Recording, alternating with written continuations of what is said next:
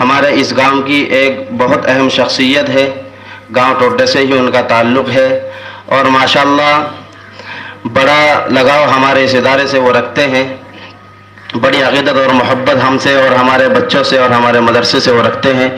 گاؤں کی ایک مسجد میں جو ہے امامت کے فرائض بھی انجام دے رہے ہیں۔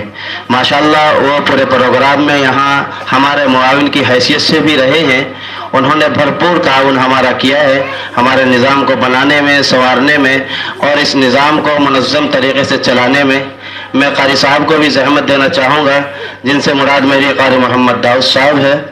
قاری صاحب جو ہے اپنی قیمتی نصیحتیں اور اپنی رائے جو ہے آپ حضرات کے سامنے پیش فرمائیں گے، آپ حضرات بغور سماعت فرمائیں۔ قاری محمد داؤد صاحب۔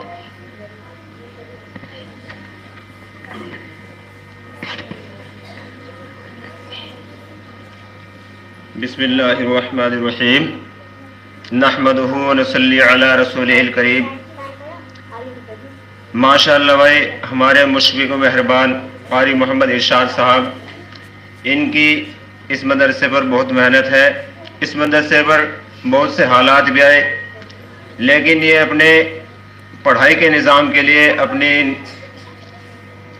پڑھائی کے لیے مطلب اپنی باتوں پر جمے رہے، اور انہوں نے اس نظام کو آگے بڑھایا، جس کا نتیجہ یہ ہے کہ آج اس پروگرام کی شکل میں بچے ہمارے سامنے مائک پر آ کر بہت اچھی طریقے سے قرآن شریف پڑھ رہے ہیں۔ بچے ابھی بہت اچھی طریقے سے جس کا جو بھی ہے وہ بہت اچھی طریقے سے ہمارے سامنے رکھ رہے ہیں۔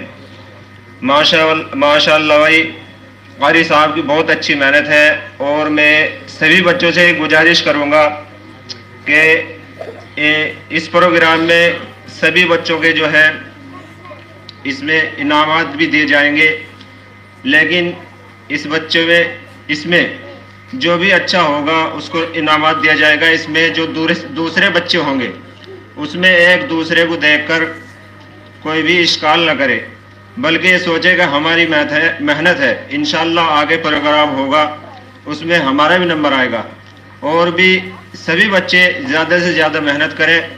اور ماشاءاللہ بہت اچھا پروگرام رہا، اور میں اپنی باتوں کو یہی ختم کرتا ہوں۔ وآخر الدعوانا الحمدللہ رب العالمین۔